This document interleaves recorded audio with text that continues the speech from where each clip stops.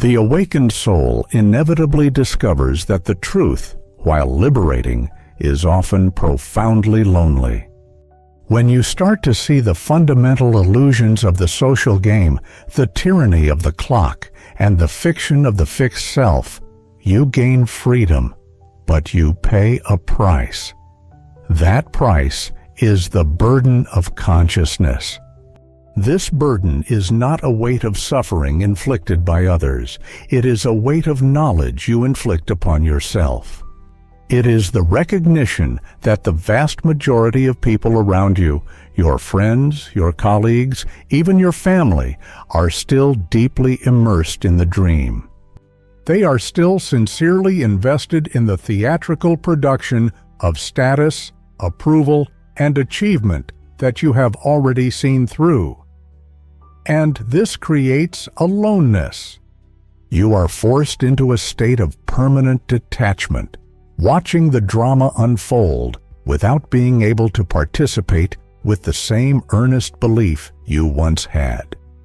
You realize that you can no longer share your deepest insights, because to share them is to reveal the nature of the game, and the dreamers prefer the dream. They prefer the comfort of the familiar illusion to the terrifying chaos of the unvarnished truth. This silence, this inability to connect on the fundamental level of reality, is the definitive mark of the outsider. You have stepped outside the agreed-upon fiction. You have ceased to be a collaborator in the collective hypnosis, and the collective has no room for those who refuse to be hypnotized. You become an eternal outsider, viewing society not as a participant, but as a detached observer of a magnificent yet ultimately tragic play. But this profound loneliness is not a defect. It is the source of your unique strength. The separation grants you clarity. The detachment grants you true perspective. The solitude is the necessary space where genuine insight is born, uncorrupted by the anxieties and demands of the crowd. The noise of the social world, its ceaseless judgments, its frantic pace, its trivial competitions, was merely a distraction designed to prevent this clarity. Your loneliness is the gift of undivided attention, attention finally turned inward, toward the only reality that matters. This burden is also the price of irreversibility. Once you have seen the invisible strings pulling the puppets, you cannot unsee them. You are condemned to knowledge, the dream is gone, and the path back to the comfortable ignorance of the crowd is permanently closed. The realization that you cannot go back is the final seal on your freedom. The majority of human effort is spent trying to regain things that were lost: youth, status, love, or power. But the awakened person must contend with losing the one thing they can never regain: innocence. The innocence that believed the game was real. And the loss of this innocence is the very mechanism of liberation.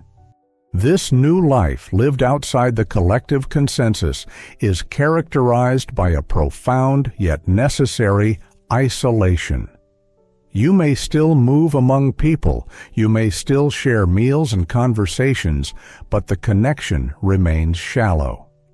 They speak of the surface, you see the depth. They worry about the role, you see the actor.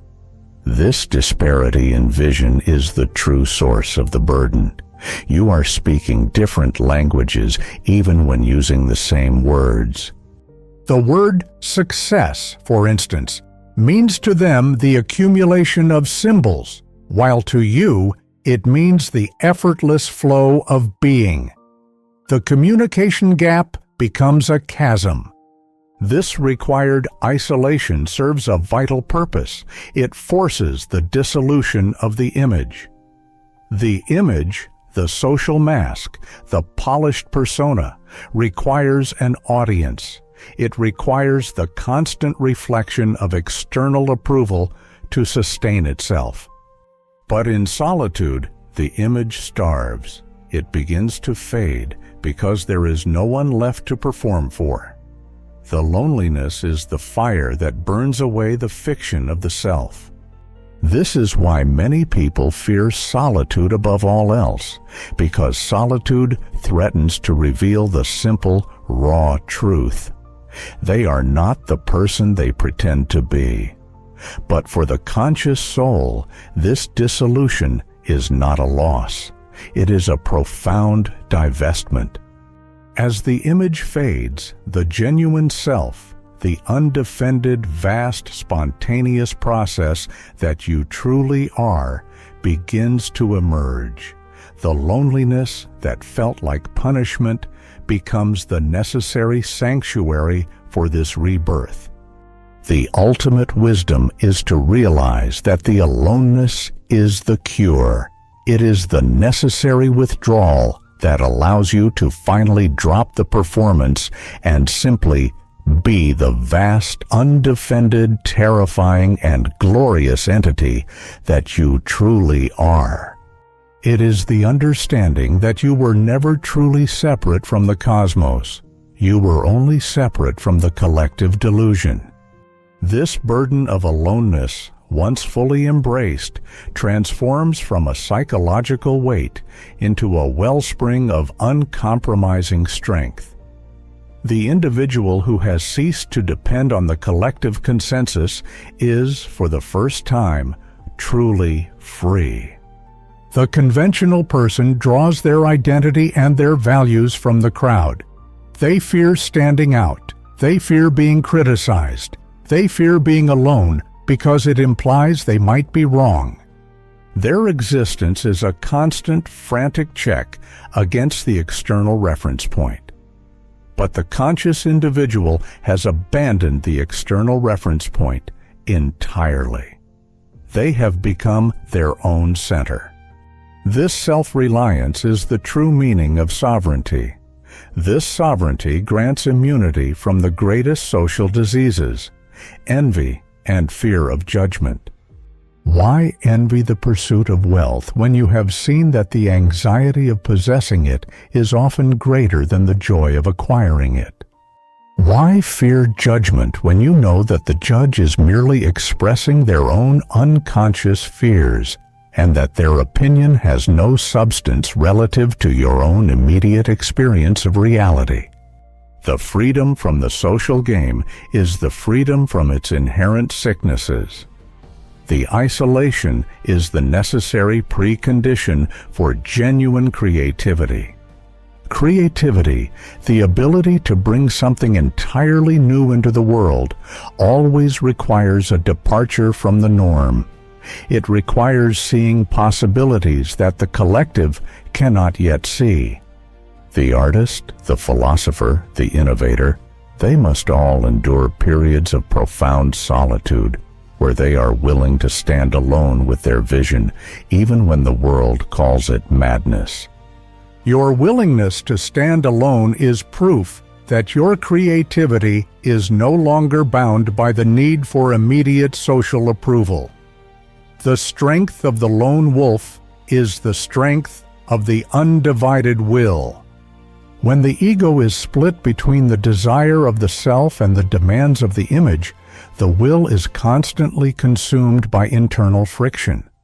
But when the image is starved by loneliness, the will becomes whole. It aligns entirely with the spontaneous intelligence of the organism.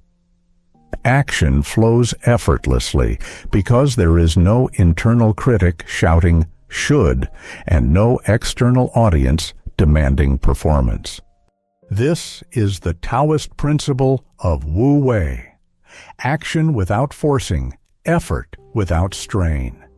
The ultimate cure for the pain of aloneness is the realization of cosmic unity. The profound loneliness dissolves the moment you understand that the self you feared to reveal is not a small, isolated ego, but the vast, intelligent process of the universe experiencing itself through this unique body. The isolation was an illusion maintained only by the belief in the separate self. The silence of the awakened mind is not empty. It is full of the cosmos. The loneliness is merely the necessary condition for realizing your complete wholeness. When you are no longer defined by the approval of others, you discover the profound truth. You are the universe localized, and in that realization, you are never truly alone. The silence is the sound of the entire system functioning perfectly without the interference of the anxious ego. The painful realization of aloneness is ultimately the necessary prerequisite for genuine love. So long as your existence is predicated upon the image, so long as you seek approval from the other, your love is not truly love. It is a transaction. It is a neurotic negotiation. I will give you my performance if you give me your validation. This conditional exchange is what binds most relationships and causes their eventual, inevitable suffering. The awakened soul, having starved the image and accepted its own wholeness, approaches the other not from a place of need, but from a place of abundance. The need for approval is gone.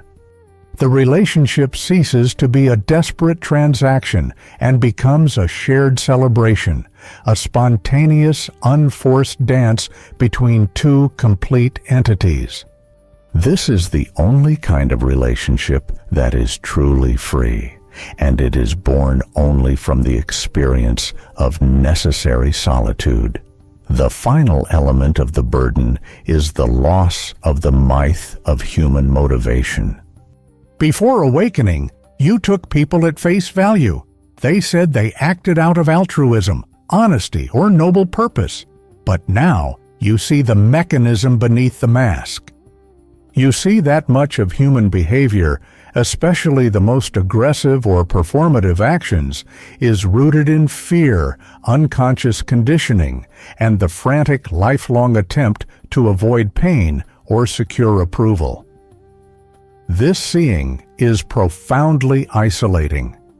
You lose the simple, comforting binary of good and bad people. You realize that the villain is merely the person acting out of the greatest suffering. You lose the capacity for righteous hatred, which was once a great source of moral energy and clarity. You can no longer condemn, only observe the inevitable chain reaction of cause and effect. Suffering creates suffering. This does not make you passive, but it does make you unconventional in your action. When you work to mitigate harm, you do so without hatred, without the moral fervor of a crusade. You act with the quiet, surgical precision of compassion, which is born not from judgment, but from the full, non-resistant acceptance of reality. This inability to participate in the conventional moral game further deepens your isolation, but it also cleanses your action of unnecessary egoic friction. The strength of the awakened person lies in their invulnerability to manipulation. Since you no longer rely on external approval, you cannot be controlled by the threat of disapproval. Since you see the fear beneath the aggression, you are immune to the surface hostility. The social world, which uses guilt, shame, and status as its primary levers, finds that these levers no longer work on you. This is the final, profound freedom of the conscious individual, the freedom from fear itself. The great paradox of the burden of consciousness is that the moment you accept it, it ceases to be a burden and becomes a profound privilege. The weight of knowledge transforms into the lightness of being. You have lost the comfortable delusion of belonging, but you have gained the terrifying, magnificent truth of self-sovereignty. You are no longer defined by your job title, your bank account, your social role, or the opinions of the crowd. You are defined only by the quality of your attention in this immediate, unfolding moment. This allows you to finally enter a state of true play. The world is a vast cosmic game, and because you no longer believe the rules are real or that the stakes are ultimately fatal, you can engage with total sincerity and effortless joy. You play the game, you work, you interact, you create, but your soul remains untouched by the outcome. You are completely committed to the action, but completely detached from the result. The final element of this freedom is the realization of the non-separate self. Your body is made of starlight and water. Your consciousness is the same light that illuminates the sun. The isolation you felt was merely the illusion of the mind. The moment you see that your essential nature is the vast intelligent process of the universe, the loneliness dissolves entirely. How can the ocean be lonely when it is composed of every drop of water? Your unique, necessary journey into solitude was merely the necessary withdrawal that allows you to return to the world, cleansed of delusion. You return not as a desperate performer seeking approval, but as the undefended whole reality of the universe itself, ready to engage in the spontaneous, perfect movement of the now. And the time to begin this existence free from the burden and liberated by consciousness is always and only now.